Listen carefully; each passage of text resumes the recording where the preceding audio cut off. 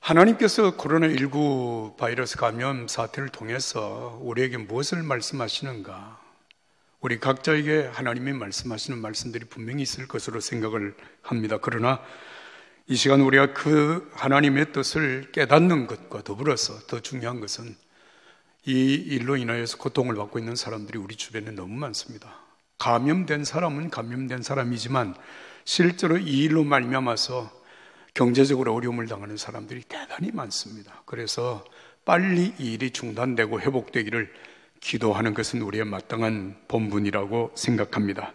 여러분만이 기도해 주시기를 바랍니다. 그리고 우리가 마스크를 착용하고 손을 세척하고 인사를 목례하고 하는 이런 모든 일들은 바이러스를 두려워해서라기보다는 우리 자신을 지키는 것이고 또 하나는 상대방에게 예의를 지키는 일이라고 저는 생각을 합니다. 그래서 여러분들이 그런 일들을 잘 지금 지켜주고 계시는 것에 대해서 제가 담임 목사로 대단히 감사하고 있습니다. 그러나 여러분 지나치게 위축되거나 두려워하지 마십시오. 하나님이 그동안 우리가 바이러스에 대하여서 많이 지금 경험을 해왔는데 하나님께서 이번에도 잘 이겨낼 수 있도록 도와주실 줄로 믿습니다. 오늘 우리가 읽은 이 본문의 말씀, 빌라델비아 교회에 보낸 부활하신 예수님의 메시지입니다. 여러분, 이 땅의 모든 교회는 뜻이 맞는 사람들이 모여서 우리가 교회를 세우자 그래서 교회가 되는 것은 아닙니다. 마태복음 16장 18절의 말씀을 이렇게 기록합니다. 내가 이 반석에 내 교회를 세우리니 음부의 권세가 이기지 못하리라. 따라서 합시다. 내 교회를 세우리라. 여기 내가 누굽니까? 예수님이십니다. 교회는 예수 그리스도께서 세우시는 예수님의 교회입니다. 그래서 이 교회는 예수님이 머리가 되시고 이 교회에 속한 모든 믿음의 사람들은 그 몸의 지체가 된다라고 하는 것이 성경의 소중한 가르침입니다. 때문에 이 교회는 여러분 그 누구에 의해서 좌지우지되는 것이 아니라 예수님에 의해서 여러분 교회는 교회 된다는 것을 믿으시면 아멘 합시다. 그렇습니다. 그런데 이 땅 위에 예수님이 오시고 예수님을 통해서 교회가 세워지고 이 예수님과 그리고 주님의 몸된 교회를 통해서 구원의 역사가 이루어지는 것에 대해서 가장 싫어하는 존재가 있습니다. 누군지 아십니까? 사탄입니다. 어둠의 세력입니다. 여러분 이 말은 무슨 말인가 하면 여러분 빛이신 예수님이 이 땅에 오시기 전에는 어둠이 일상이었습니다. 어둠이 당연한 것으로 그렇게 사람들이 생각을 했던 것인데 빛이 오고 난 이후에 그 빛 앞에서는 어두움이 잘못이고 죄악이라고 하는 사실이 노출됩니다. 그러니까 죄악에서 돌이키지 않으면 여러분 빛 대신 예수 그리스도 빛은 그야말로 대적할 수밖에 없는 대상이 되는 것입니다. 기독교 역사를 보면 예수님이 이 땅에 오셨다고 하는 사실이 알려진 그때에 최초로 예수님을 없이 하고자 하는 강력한 대적의 역사가 일어났습니다. 그것은 바로 헤롯 대왕을 통해서 이루어진 것입니다. 예수님이 태어났다고 생각되는 베들레헴을 기점으로 해서 그 주변에 인근 주변에 태어난 모든 어린아이들을 다 죽였습니다. 예수님을 죽이기 위해서였습니다. 여러분 예수님께서 세례를 받으시고 40일 금식 기도를 하신 이후에 사탄에게 시험을 받으신 사건이 마태복음 4장에 기록이 되어져 있는데 그 시험은 우리가 알고 있는 세 가지 아닙니까? 하나는 돌로 떡을 만들어 먹어라. 두 번째는 성전 꼭대기에서 뛰어내려라. 세 번째는 내게 경배하라. 그래야 하면 천하만국의 영광을 다 내게 주겠다고 하는 사단의 회유, 사단의 시험이었습니다. 우리는 이 사실을 읽으면서 예수님이 사탄에게 시험을 받으셨구나 이런 정도로 우리가 생각을 하겠지만 사실은 이 사탄의 시험은 메시아를 근본적으로 흔들고 뒤집는 엄청난 사건입니다. 이런 겁니다. 내가 메시아로서 이 세상에 왔다면 내 스스로 배고픔의 문제 하나도 해결하지 못하면서 무슨 메시아냐라고 하는 도전입니다. 내 문제 하나 해결하지 못하는 인간이 무슨 세상을 구원할 말도 안 되는 소리다 이런 얘기고, 두 번째 메시아가 되려면 사람들의 지지를 받고 박수를 받아야 그 일을 할 수 있지 않겠느냐. 그러니까 수많은 사람들이 모여있는 성전 꼭대기에 올라 성전에서 뛰어내려. 그래서 네가 정말 메시아로서 위대한 존재라고 하는 사실을 사람들에게 인식시키라고 하는 말입니다. 세 번째 시험은 적어도 메시아로 세상을 구원하려면 세상적인 권력과 힘과 능력이 있어야 되지 않느냐는 거예요. 그 능력을 원한다면 나에게 경배하라. 그러면 그 모든 것을 내게 주겠다고 하는 것이 사탄의 유혹 시험이었습니다. 여러분, 예수님은 그 모든 시험을 하나님의 말씀으로 그리고 기도로 이겨내셨습니다. 하나님의 말씀과 기도로 여러분들 어떤 시험도 이겨낼 수 있습니다. 이겨내시기를 바랍니다. 그러나 예수님에게 대한 이런 사탄 악한 영의 도전은 거기서 끝나지 않습니다. 예수님이 공생의 메시아로서의 사역을 하는 동안에 여러분 당시의 최고의 종교의 권력자들, 대제사장, 장로, 바리새인, 서기관들이 총동원이 되어서 예수님을 대적했습니다. 끊임없이 대적했습니다. 뿐만 아니라 마지막에 예수님을 신성 모독죄로 정죄를 하고 예수님을 십자가에 못 박아 죽였습니다. 자, 여러분, 세상적으로 보면 예수님의 사역은 이미 이제 끝난 것입니다. 예수님을 따랐던 제자들마저도 이제는 예수님을 따르는 것을 포기하고 다 뿔뿔이 흩어졌습니다. 끝난 줄 알았습니다. 그런데 여러분, 실제적으로 구원의 역사, 하나님의 나라의 역사는 거기서부터 시작이 되었습니다. 예수님을 십자가에 못 박아 죽인 그 사건이 그냥 힘이 없어서 몰려서 죽은 것이 아니라 여러분, 세상 죄를 지고 가는 하나님의 어린 양으로서 인간의 모든 허물과 죄를 걸머지신 예수님의 대속의 죽음이 된 것입니다. 할렐루야. 뿐만 아니라 예수님이 사흘 만에 부활하심으로 예수 그리스도 안에서 영원한 생명이 믿음의 사람들에게 주어졌고, 여러분, 그 영원한 생명을 누리는 사건이 이루어진 것입니다. 뿐만 아니라 예수님이 약속하신 볼지어다 세상 끝날까지 내가 너희와 항상 함께 있으리라고 하시는 예수님의 그 약속은 성령의 강림으로 말미암아 여러분 사도들과 제자들에게 이루어졌고, 그 성령의 강림으로 인하여서 교회가 세워지게 된 것입니다. 참으로 놀라운 일입니다. 그렇기 때문에 교회는 여러분 이런 하나님의 역사 속에 세워져 있기 때문에 교회는 어떤 경우에도 흔들리거나 무너지지 않습니다. 단 한 가지 경우에 교회는 무너지고 소멸됩니다. 언제입니까? 바이러스19가 창궐할 때입니까? 코로나19가 창궐할 때가 아닙니다. 교회가 그리고 그리스도인들이 스스로 타락하여 스스로 죄악 가운데 매몰이 되어질 때 교회는 끝납니다. 그렇지 않은 한 여러분 어떤 세상에 박혀도 어떤 경우에도 교회를 여러분 소멸시킬 수가 없습니다. 기독교 역사를 보면 그 사실을 우리가 명확하게 알게 되는 것입니다. 박해를 통하여서 여러분 교회는 더 강해지고, 박해를 통하여서 교회는 더 정결하게 되어지고, 교회를 교회답게 세워가시는 하나님의 역사가 이루어지는 것을 믿으시기 바랍니다. 하나님이 그렇게 하시는 거예요. 요한계시록 2장과 3장에 당시에 소아시아에 있는 7교회에 보낸 메시지가 있습니다. 예수님의 메시지입니다. 그 당시에 소아시아라고 하면 지금 우리가 지도상으로 알 수 있는 터키 지역입니다. 이 지역에 세워진 7개 교회, 왜 하필이면 7교회에 메시지를 보냈을까?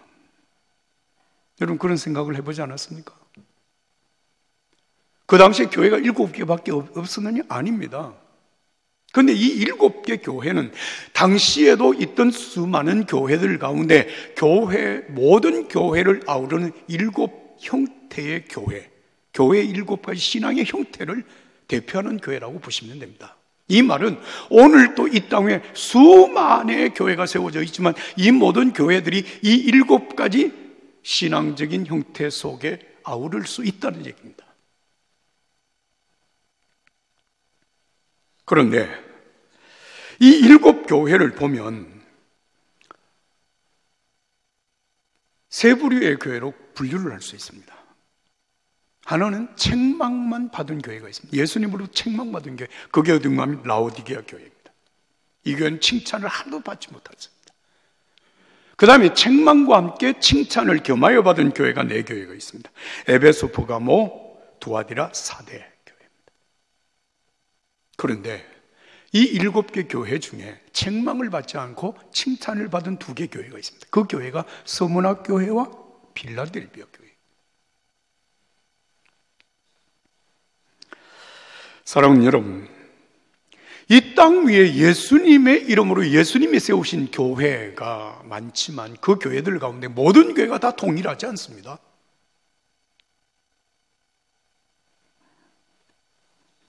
나는 우리 종교교회가 하나님 앞에, 예수님 앞에 칭찬받는 교회가 되기를 간절히 소원합니다. 한 가지 분명한 사실이 있습니다. 여러분, 교회가 세워지고 그리고 성장한 교회가 지탱해가는 과정 속에서 하나님이 교회를 완벽한 조건으로 만든, 마치 인큐베이터와 같이 완벽한 조건을 만들어서 그렇게 교회가 세상에 태어난 경우는 한 교회도 존재하지 않습니다. 여러분, 이거 사실 아셔야 됩니다. 어느 교회든지 어려운 시련과 역경과 환난과 박해 가운데서 교회가 세워집니다. 참 신기합니다. 그 속에서 교회가 자랍니다. 그리고 교회가 온전하게 세워지는 것입니다.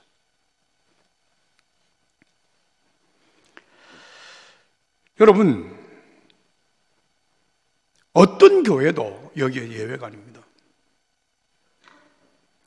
빌라델비아 교회가 세워졌을 때 그 당시의 시대적인 정황을 세 가지로 요약을 하면 이렇습니다. 헬라의 혼합 종교가 아주 득세를 하고 있었습니다. 여러분, 혼합 종교라고는 의미를 아십니까? 꼭 예수 믿어야 구원받는 그런 얘기. 예수를 믿든 뭘 믿든 좌우지간 종교 하나는 가져야 돼, 이런 얘기. 제가 군목 생활을 할 때 보니까 지휘관들이 유엔교를 가진 사람이 있더라고요. 여러분, 유엔교가 뭔지 아십니까? 기독교, 불교, 천주교 이외의 유엔교. 주일마다 순회를 하는 거예요. 그 유엔교.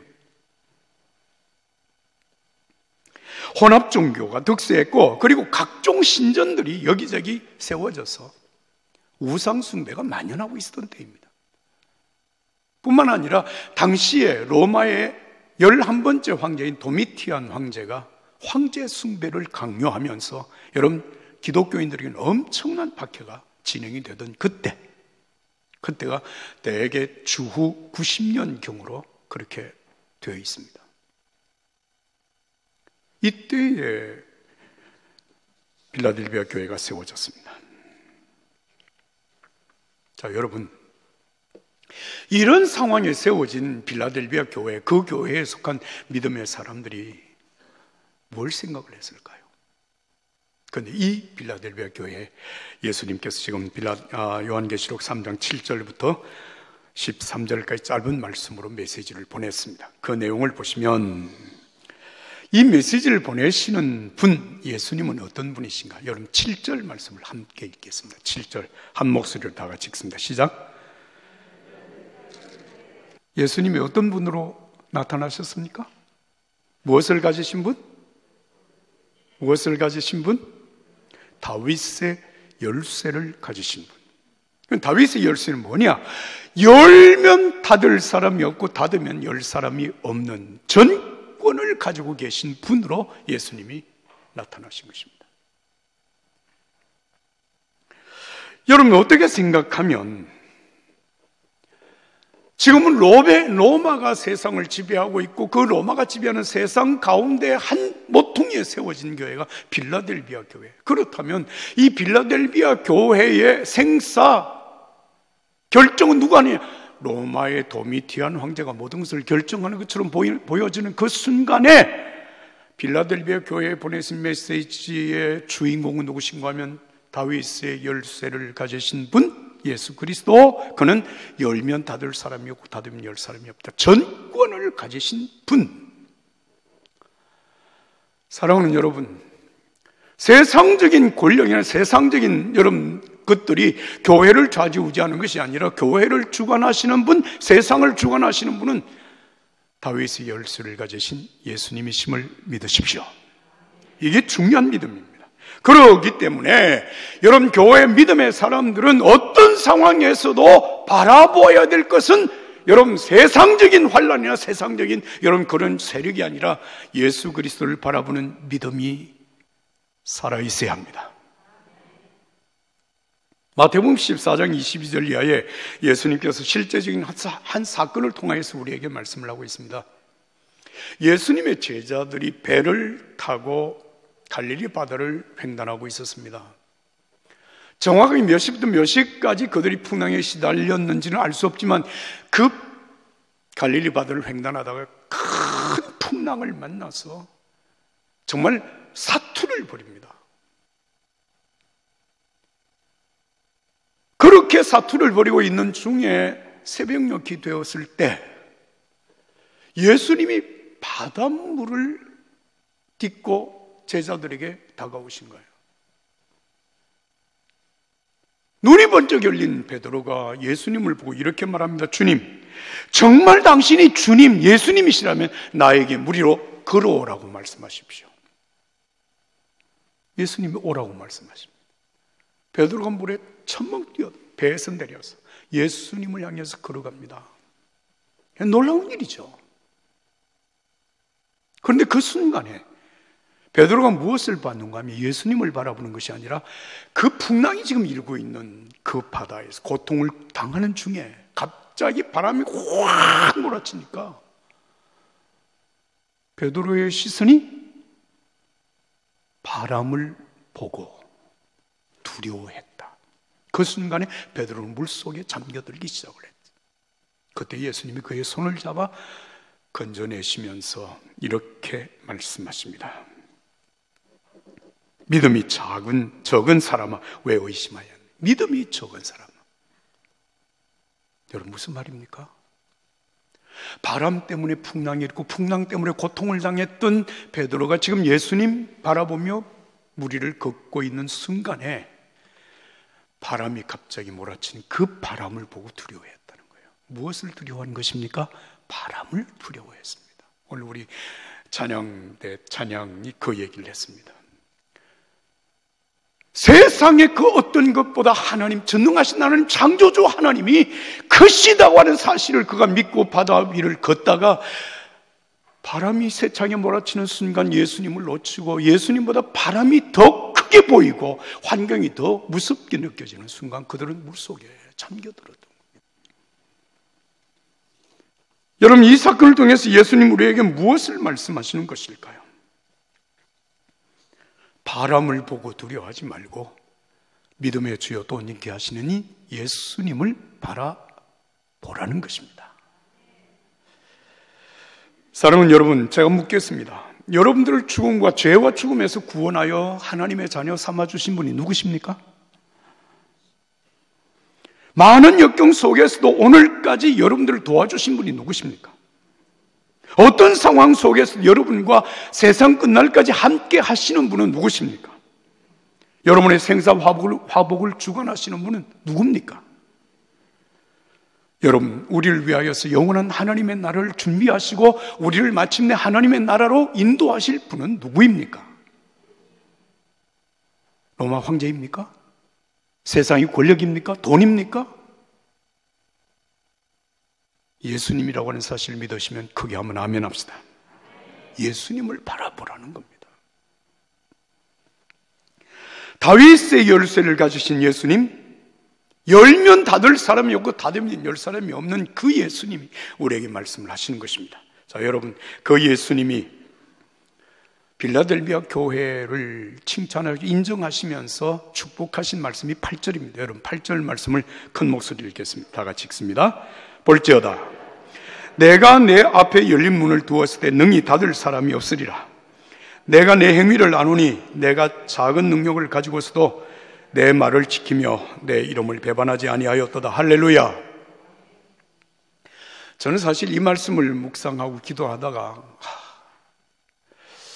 내가 주님 앞에 설 때, 아니 우리 종교계가 주님 앞에 다 섰다고 가정을 할 때 이 말씀으로 칭찬을 받을 수 있다면, 인정을 받을 수 있다면 얼마나 좋을까를 생각을 했습니다. 예수님께서 필라델비아 교회를 아신다. 내가 내 행위를 안다. 뭘 아셨습니까? 내가 작은 능력을 가지고서도 내 말을 지키고 내 이름을 배반하지 아니하였다라고 하는 말씀을 하셨습니다. 여기에서 작은 능력이라고 하는 상대적으로 무엇을 얘기하는가 하면, 여러분, 우리 교회는 금년에 120년 역사를 지금 달려왔습니다만, 이 빌라델비아 교회는 이 지금 말씀을 받는 그때 교회가 세워진 지 얼마 되지 않은 때입니다. 교회 역사가 일천하고 교회의 재정적인 능력, 모든 여건도 일천하고 교회를 구성하고 있는 교회 성도들의 구성원도 일천하고 모든 게 다 부족함, 연약함, 작습니다. 그런데 예수님 말씀하십니다. 내가 작은 능력을 가지고서도, 그 사실 예수님 아신단 말이에요. 그런데 그 작은 능력을 가지고서도 두 가지 중요한 사실을 지켰습니다. 첫째는 예수님의 말씀을 지켰습니다. 말씀을 지켰다라고 하는 말은 여러분, 말씀에 순종했다는 말씀입니다. 예수님의 이름을 배반하지 않았다고 말씀을 하십니다. 여러분, 예수님의 이름을 배반하지 않았다고 하는 말은 어떤 상황 속에서도 배교자가 되지 않는다는 말입니다.